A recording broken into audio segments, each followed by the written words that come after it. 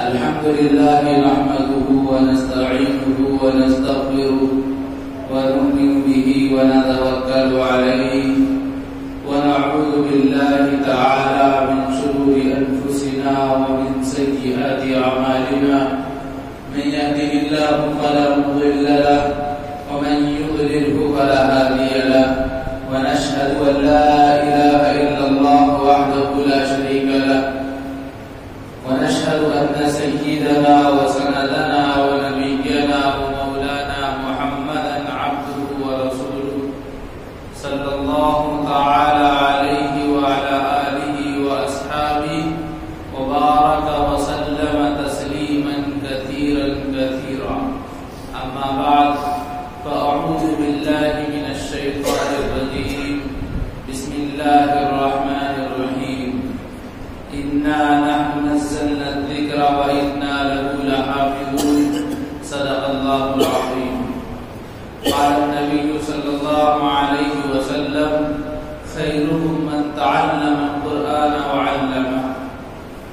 وفي رواية أخرى قال النبي صلى الله عليه وسلم إن الله يرفع بهذا الكتاب أقواما ويضع به آخرين او کما قال صلی اللہ علیہ وسلم. میرے محترم بھائی اور دوستو، شعبان المعظم کا مبارک مہینہ چل رہا ہے اور کچھ ہی دنوں کے بعد رمضان المبارک کا مہینہ آنے والا ہے، جو بڑی خیر و برکت کا اور عظمت کا مہینہ ہے. یہ اتنی عظمت والا مہینہ ہے کہ اس کے انتظار میں اکابرین امت اور ہمارے اسلاف کا یہ معمول رہتا تھا کہ وہ 6 مہینے پہلے سے انتظار شروع کر دیا کرتے تھے، اور جب یہ مہینہ گزر جاتا تو 6 مہینے تک اس کے بارے میں ان کو رنج اور افسوس رہا کرتا تھا کہ بھلائی والا، خیر والا، عظمت والا مہینہ ہاتھ سے نکل گیا اور جیسی اس کی قدر کرنا چاہیے تھی نہیں کر سکے. اسی بات کے پیش نظر آپ لوگوں کے سامنے انشاءاللہ رمضان کی تیاری کے تعلق سے کچھ باتیں عرض کروں گا. جیسا کہ ہم لوگ جانتے ہیں کہ کوئی بھی کام بغیر تیاری کے نہیں ہوتا، اسی طرح رمضان مبارک کا جو مہینہ ہے جس میں روزے رکھے جاتے ہیں، ارکان اسلام میں سے ایک رکن رمضان مبارک کے روزے رکھنا بھی ہے. جس طرح نماز پڑھنا فرض ہے، زکوٰۃ دینا فرض ہے، اسی طرح اگر استطاعت ہو تو بیت اللہ کا حج کرنا فرض ہے. اسی طرح روزے رکھنا رمضان مبارک کے ہر بالغ مرد و عورت پر فرض ہے. کچھ رخصتیں ہیں وہ اس کے موقع پر بیان کی جائے گی انشاءاللہ. تو یہ مہینہ اتنی عظمت والا، اتنی برکت والا، اور اس کے بالمقابل ہمارا جو عمل اور ہماری زندگی کی جو روش ہے اس کو دیکھا جائے تو لاپرواہی اور غفلت نظر آتی ہے. اس لیے رمضان مبارک کی تیاری ہمیں کرنا چاہیے. اللہ کے نبی صلی اللہ علیہ وسلم جب رجب کا مہینہ شروع ہوتا تو رجب کا مہینہ شروع ہوتے ہی اپنی دعاؤں میں ایک دعا شامل کر لیا کرتے تھے: اللہم بارک لنا فی رجب و شعبان وبلغنا الی رمضان. اے اللہ، رجب اور شعبان کے مہینے میں برکت عطا فرما اور ہمیں آسانی کے ساتھ رمضان مبارک تک پہنچا دیجیے. تو یہ معمول آپ کا رہا کرتا تھا. حضرت عائشہ رضی اللہ تعالیٰ عنہ فرماتی ہیں کہ میں نے کبھی بھی اللہ کے رسول صلی اللہ علیہ وسلم کو مسلسل تواتر کے ساتھ اتنی کثرت سے روزے رکھتے ہوئے نہیں دیکھا سوائے رجب اور شعبان. تو رجب اور شعبان میں آپ صلی اللہ علیہ وسلم بڑی کثرت سے روزے رکھا کرتے تھے، یہاں تک کہ ایک روایت میں یہ آیا ہے کہ شعبان کے پورے مہینے کے روزے رکھا کرتے تھے سوائے 1-2 روزوں کے، کہ جب رمضان المبارک کا چاند دیکھنے کو ہو تو رمضان المبارک کے مہینے سے کچھ 1-2 دن پہلے روزے بند کر دیا کرتے تھے، اور قاعدہ یہی ہے رمضان المبارک کا مہینہ شروع ہونے سے 2-3 دن پہلے ہی روزے رکھنا بند کر دیے جائیں تاکہ شعبان کے مہینے سے رمضان کا مہینہ مل نہ جائے، یہ الگ مہینہ ہے وہ الگ مہینہ ہے، اس میں امتیاز ہو سکے۔ اور دوسری بات یہ بھی ہے کہ آپ صلی اللہ علیہ وسلم کا معمول مبارک تو یہی تھا کہ آپ رجب اور شعبان میں کثرت سے روزہ رکھا کرتے تھے، لیکن اپنے امتیوں کے بارے میں فرمایا کہ 15 شعبان کے بعد روزے مت رکھو، اس لیے کہ رمضان المبارک کے لیے تیار ہو جاؤ۔ اگر ابھی سے کمزوری آ جائے گی تو پھر جو فرض روزے ہیں ان میں کوتاہی کرو گے، یہ نفلی روزے ہیں، اور رمضان کے جو روزے ہیں وہ فرض روزے ہیں، اگر ان میں کوتاہی ہوئی اور ان میں غفلت سے کام لیا تو پھر فرائض چھوڑنے کا گناہ ملے گا۔ اس لیے اپنی امت کے لیے یہ آپ نے فرمایا کہ 15 شعبان کے بعد روزے مت رکھو، حالانکہ پورے شعبان کا مہینہ بڑی برکت والا مہینہ ہے، آپ نے اس میں رمضان کی بھرپور تیاری کی ہے، لیکن امتیوں کو یہ ہدایت نہیں دی۔ اب ہمارے لیے کیا پیغام ہے؟ تو ہمارے لیے پیغام یہ ہے کہ ہم ساری ان ضرورتوں کو جو عام طور پر ہمیں پیش آتی ہیں، کھانے کی ضرورت ہو یا پہننے اوڑھنے کی ضرورت ہو یا دیگر چیزوں کا انتظام ہو، ہم رمضان سے پہلے ہی کر لیں۔ ایسا نہ ہو کہ ہم ابھی جیسے زندگی گزر رہی ہے گزارتے رہیں، جب رمضان کا مہینہ شروع ہو تو ہم پھر رمضان کی تیاری میں لگیں، گھر کا راشن ہو یا عید کے لیے کپڑے ہو، یہ سارا انتظام ہمیں رمضان سے پہلے ہی کر لینا چاہیے، اور رمضان کا مہینہ تو بالکل عبادت ہی میں گزرنا چاہیے جس میں صرف اللہ ہی کی اطاعت ہو، ہم روزے سے رہیں اور پوری 24 گھنٹے کی زندگی ہم عبادت میں گزریں، تو پھر یہ مہینہ کارآمد بنے گا۔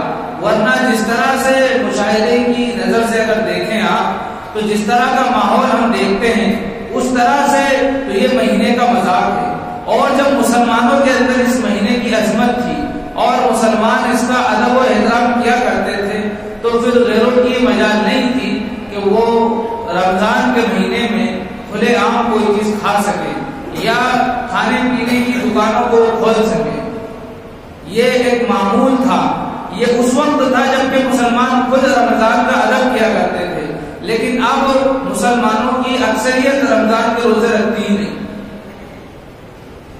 تو یہ ادب اور احترام نہ کرنے کی وجہ سے آج اس دور میں رمضان کے مہینے کے اندر عصر کے بعد آپ چلے جائیے تو ہوٹلیں کھلی ہوئی ہیں اور بازار بالکل بھرا ہوا ہے، انسان بجائے اس کے کہ عصر کے بعد کا وقت بڑا قیمتی ہے، مغرب تک ذکر میں لگا رہے، دعا میں لگا رہے، قرآن کی تلاوت کرتا رہے، اس کے بجائے وہ بازار میں لگا رہتا ہے، خریداری کرتا رہتا ہے، اور دوپہر کا جو وقت ہے وہ سونے میں گزر جاتا ہے، اور اسی طرح سحری کا وقت ختم ہونے کے 10 منٹ بعد نماز ہو جائے، لیکن ہم لوگوں کے علاقے میں نماز وہی ٹائم پہ ہوتی ہے جس طرح سے پورے سال ہوتی ہے۔ ہم ان لوگوں کا انتظار کرتے ہیں جو روزہ نہیں رکھتے، یہ اسلامی مزاج کے بالکل خلاف بات ہے۔ اب وہ انسان جس نے روزہ رکھا ہے، جو سحری کے لیے اٹھا ہوا ہے، وہ 2 گھنٹے نماز کے انتظار میں بیٹھا رہے گا، اور انتظار کس کا ہوگا؟ اس انسان کا ہوگا جس نے روزہ ہی نہیں رکھا۔ تو بے روزے دار کے وجہ سے روزے دار پریشان ہوتا ہے۔ یہ کیوں ہے؟ اس لیے کہ ہم نے شریعت کے مزاج کو نہیں سمجھا اور شریعت کے مزاج کے موافق اپنی زندگی کو نہیں ڈالا، تو ہر انسان خواہشات کو دین میں داخل کرنا چاہتا ہے اور اس خواہشات کو دین کا نام دینا چاہتا ہے، اور بڑا ایک میٹھا جملہ یہ بول دیا جاتا ہے کہ اگر تھوڑا انتظار کر لیں گے تو سب کو نماز مل جائے گی۔ جس نے روزہ ہی نہیں رکھا وہ کیا نماز پڑھنے آئے گا؟ حالانکہ وہی گنے چنے لوگ ہوتے ہیں جو روزے رکھتے ہیں، وہی نماز میں آتے ہیں، باقی مسجدیں خالی پڑی رہتی ہیں۔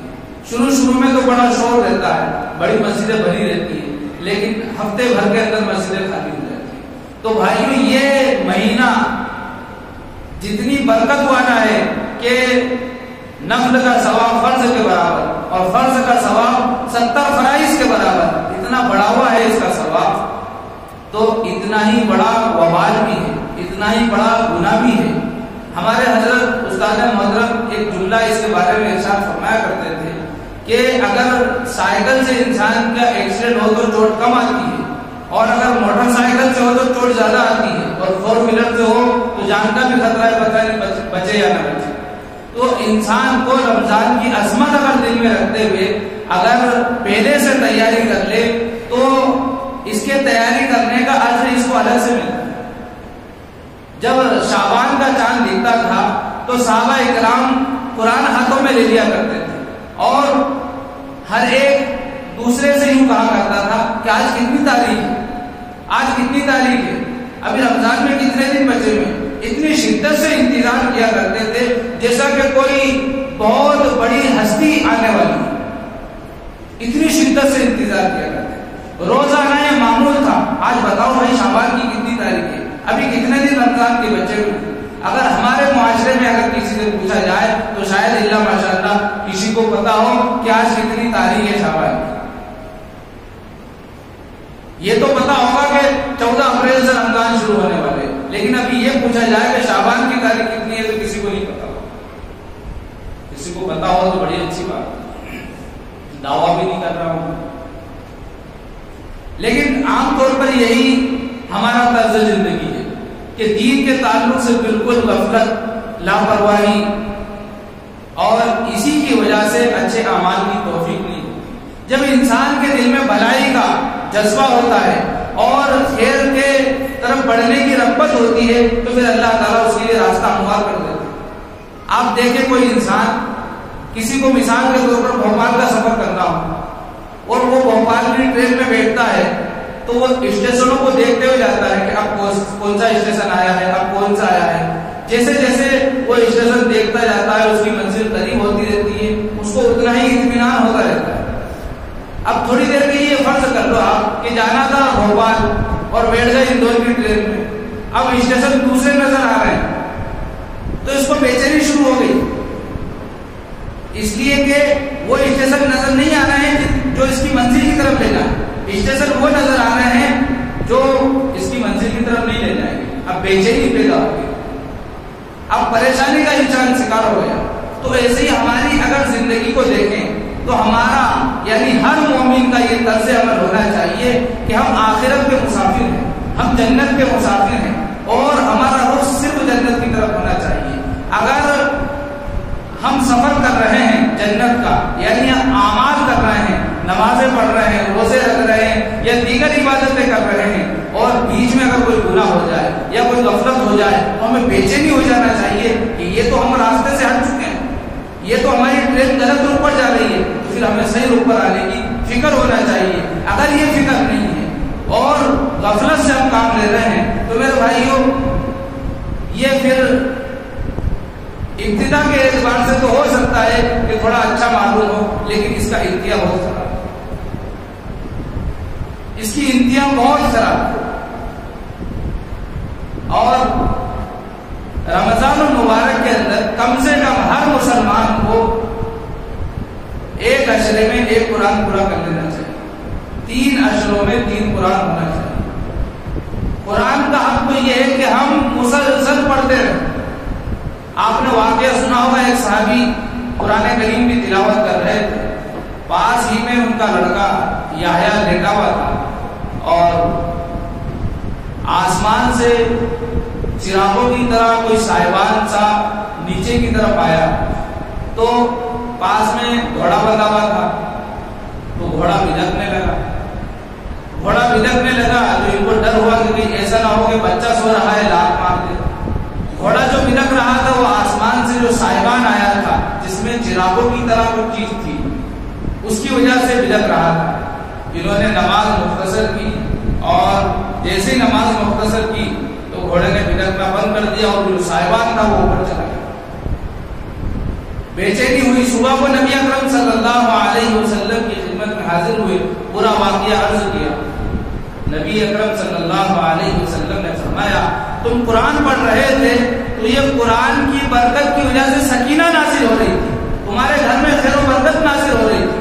اگر تم قرآن پڑھتے رہتے تو پورے علاقے کے لوگ جو ہے فرشتوں کو دیکھ لیتے, سکینہ کو دیکھ لیتے.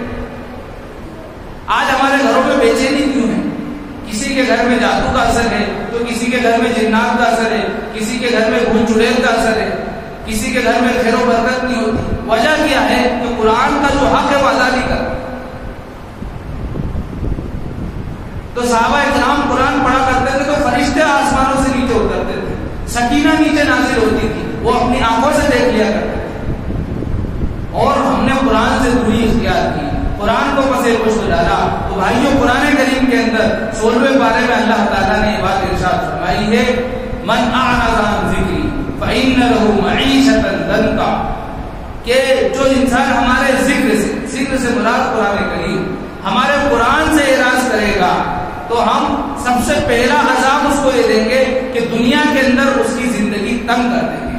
فإن له معیشۃ ضنکا, دنیا کی معاشی زندگی تنگ کر دیں گے اس کو معاشی اعتبار سے بڑی پریشانی ہوگی, پھر وہ دشواری کی اور محتاجی کی تنگی کی زندگی گزارے گا. یہ تو دنیا کا عذاب ہے, اور آخرت میں اس کو یہ عذاب ہوگا کہ ہم اس کو اندھا اٹھائیں گے. وَنَحْشُرُهُ يَوْمَ الْقِيَامَةِ, وہ کہے گا اے اللہ میری تو آنکھیں تھیں, میں تو دیکھتا تھا, آج مجھے اندھا کیوں کر دیا گیا؟ اللہ تعالیٰ فرمائیں گے کہ جس طرح تو نے ہمارے قرآن کو ٹھکرایا, آج ہم نے تجھے بھی اسی طرح ٹھکرایا. تو آج مسلمان دنیا کی زندگی کے اندر دیکھیں کس طرح سے جو ہے معاشی اعتبار سے پریشان, تنگی کا شکار ہے, مفلسی کی زندگی گزارنا ہے, یا یوں سمجھ لیجیے کہ سارے اسباب ہونے کے باوجود کتنا پریشان زندگی گزارنا ہے. وجہ کیا ہے؟ بعض چیزیں حصی ہوتی ہیں اور بعض چیزیں غیر حصی ہوتی ہیں جن کو دیکھا تو نہیں جاتا لیکن محسوس کر لیا جاتا. اگر کوئی انسان فقیر ہو تو ہمیں اس کی تندرستی نظر آ رہی ہے, لیکن کوئی انسان سب کچھ اس کے پاس ہونے کے باوجود وہ تنگی کا شکار ہے, وہ بے چینی اور پریشانی کا شکار ہے. تو یہ وہی اللہ کی طرف سے آزمائش ہے جو اس قرآن سے دوری کے نتیجے میں اس کو ملی. تو اگر ہم قرآن پڑھیں تو جس طرح صحابہ کرام اپنی آنکھوں سے سکینہ نازل ہوتے ہوئے دیکھ لیا کرتے تھے, ہمیں زندگی میں جو ہے راحت اور سکون نصیب ہو. تو قرآن کریم وہ ابدی اور لازوال کتاب ہے جو قیامت تک رہے, اور مسلمانوں کی غفلت کا نتیجہ ہے, مسلمانوں کی لاپرواہی کا نتیجہ ہے کہ آج قرآن کریم کے اوپر آوازیں اٹھائی جائیں. لوگ مطالبہ کر رہے ہیں کہ قرآن کریم سے یہ ان آیتوں کو نکالو, قرآن کریم کے اندر یہ آتنکواد کو دعوت دینے والی آیتیں ہیں, اس کو نکالو. یہ کوئی پہلا اعتراض نہیں ہے لوگوں کی طرف سے, یہ کئی سالوں سے گزشتہ زمانے میں بھی یہ اعتراض ہوئے ہیں. لوگوں نے کتابیں لکھی ہیں قرآن کریم کے اپوزٹ میں, یہ قرآن کریم آتنکواد پھیلانے والی کتاب ہے, یہ دہشت گردی سکھانے والی کتاب ہے. وجہ کیا ہے کہ قرآن کریم کا جو عملی نمونہ تھا وہ ہم نے لوگوں کو نہیں بتایا, قرآن کریم کا جو پیغام تھا وہ ہم نے انسانیت کے سامنے رکھا ہی نہیں. اب اس کا اصل جواب تو یہ ہے کہ ہم اپنے بچوں کو حافظ قرآن کرائیں اور قرآن کے مفہوم اور مقصود تک ہم پہنچیں. قرآن کریم کا جو مطلوب ہے اس کو سمجھیں, اس کے مفاہیم کو سمجھنے کی کوشش کریں. اور قرآن کریم اس لیے بھی نہیں ہے کہ صرف برکت کے لیے پڑھ لیا جائے یا صرف اس کی گتھیاں سلجھا دی جائے, اس کے معنی اور مطلب کو سمجھ لیا جائے. قرآن کریم اصل ہے اس لیے کہ ہم اس کے مطابق زندگی گزاریں. قرآن کریم ہے اس لیے کہ ہم سراپا قرآن کریم نظر آنے لگے.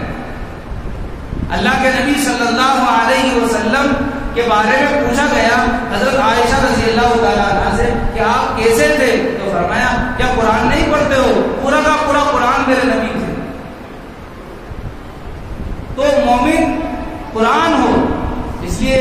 ایک شاعر نے کہا کہ قاری نظر آتا ہے انسان لیکن ہے حقیقت میں قرآن.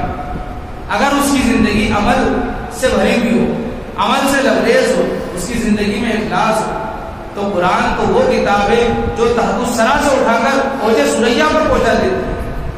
لیکن قرآن کے لیے اپنے آپ کو فارغ کرنا پڑے گا. آج قرآن کریم کے اوپر اعتراض کیے جا رہے ہیں کہ قرآن بین ہونا چاہیے, اس کو جو ہے ختم کرنا چاہیے, یہ قرآن اس کو نصاب سے نکالنا چاہیے, یا اس کے اندر سے ان آیتوں کو نکالنا چاہیے.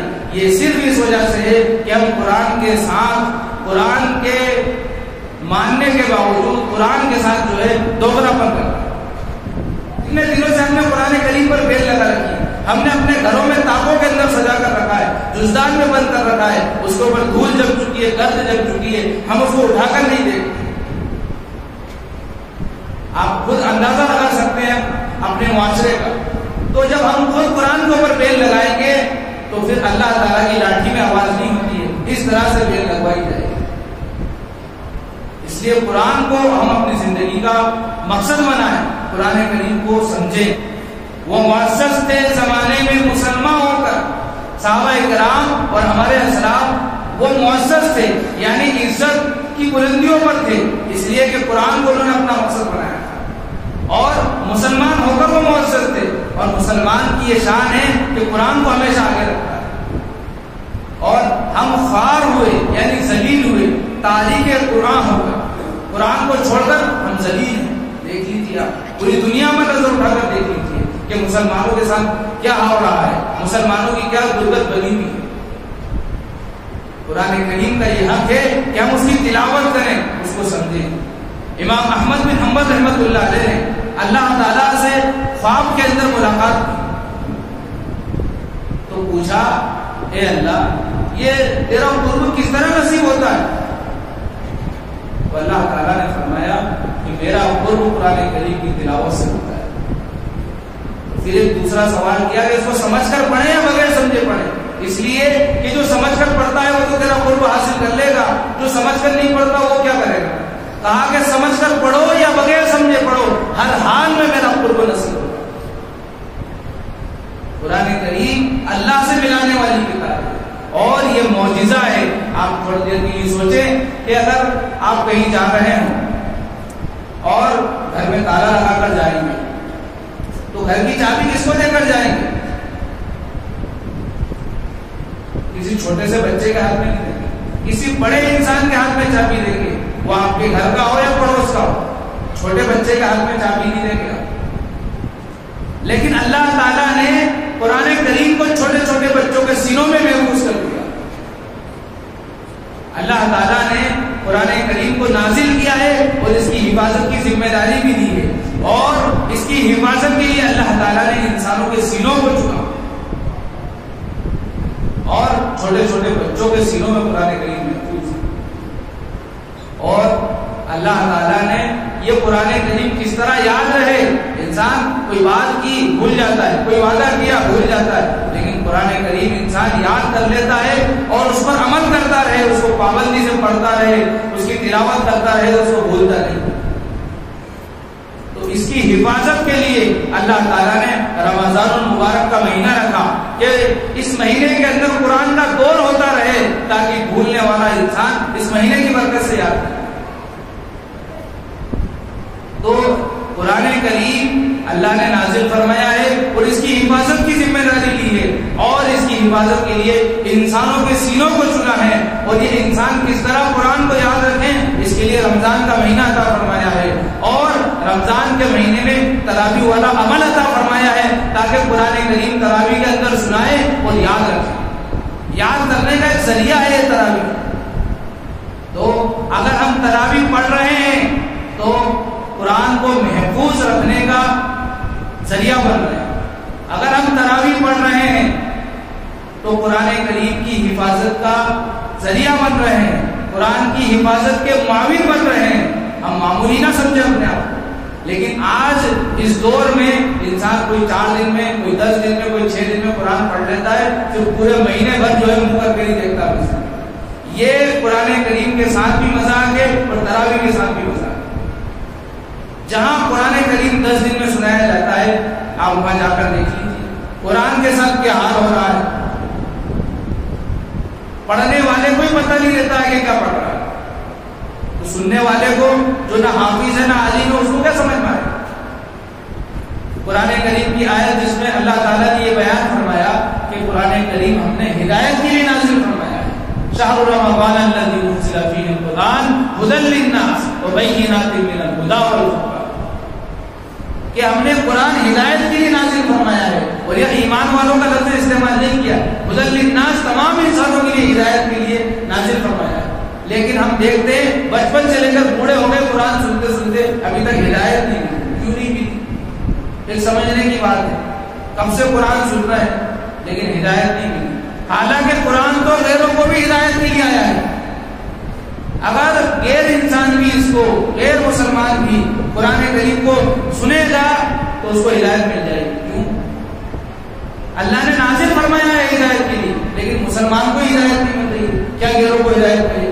وجہ یہ ہے ہدایت نہ ملنے کی کہ ہم نے قرآن کریم کو ہدایت نامہ سمجھ کر سنا ہی نہیں، ہم نے صرف رسم سمجھ کر سنا ہے یا رسم سمجھ کر سنا ہے۔ اگر قرآن کو ہدایت نامہ سمجھ کر کہ یہ قرآن ہدایت کی کتاب ہے، یہ قرآن کریم رہنمائی کرنے والی کتاب ہے، یہ سمجھ کر پڑھیں گے یا سنیں گے تو یہ قرآن کریم ہمیں ہدایت سے نوازے گا۔ جو ابو جہل کے نام سے جانے جاتے ہیں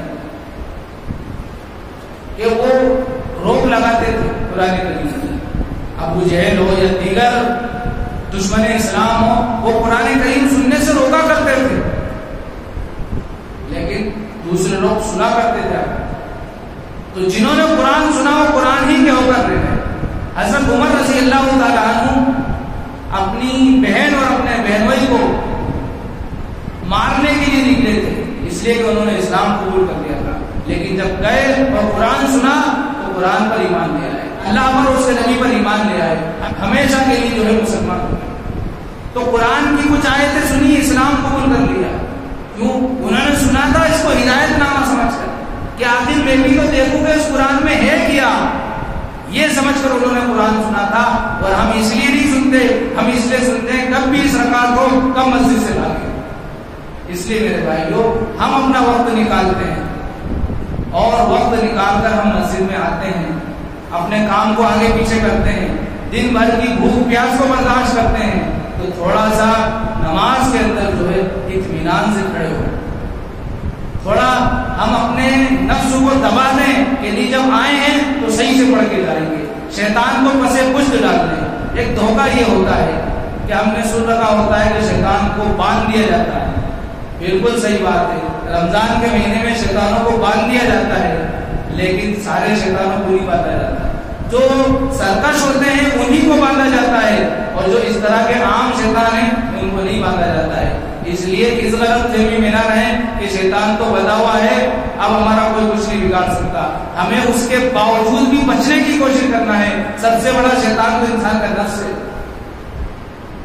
یہ نفس، اور یہ ایک مثال میں دے کر بات ختم کروں کہ ایک گھاٹی ہے، گھاٹی پر چڑھنے کے لیے ایک سائیکل چلانے والا کتنی محنت کرتا ہے، پہلے سے جو ہے اپنی اسپیڈ بنا کر آتا ہے تاکہ گھاٹی آدھی کو اس اسپیڈ میں چڑھ جاتی ہے، آدھی کچھ محنت کر کے چڑھ جاتا ہے، لیکن اترنا بہت آسان ہے، کچھ نہیں کرنا، اس کو بیٹھے رہو خود بخود اتر جائے گا۔ ایسے ہی شیطان ہے، وہ جو سرکش شیاطین ہیں جو باندھ دیے جاتے ہیں، پورے 11 مہینے اسی طرح محنت کرتے ہیں کہ گھاٹی میں چڑھا دیتے ہیں، اب یہ خود بخود اتر جائے گا۔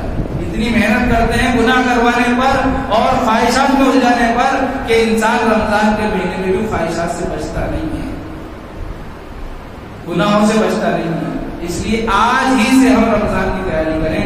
آج 19 شعبان ہے، 11 دن بچے ہوئے ہیں رمضان، اور چاند کے اوپر معاملہ ہے، اگر 29 کا لکھا تو 10 ہی دن ہے، 30 کا لکھا تو 11 دن۔ اللہ تعالیٰ مجھے بھی آپ کو بھی رمضان مبارک کی تیاری کرنے والا بنائے، اور جو ایام چل رہے ہیں یہ بھی بڑے مبارک ایام ہیں۔ نبی اکرم صلی اللہ علیہ وسلم اس میں بھی جو ہے بہت زیادہ عبادت کیا کرتے تھے۔ اللہ تعالیٰ ان لمحے سے اور ان ایام سے، ان لمحات سے فائدہ اٹھانے والا بنائے، آمین۔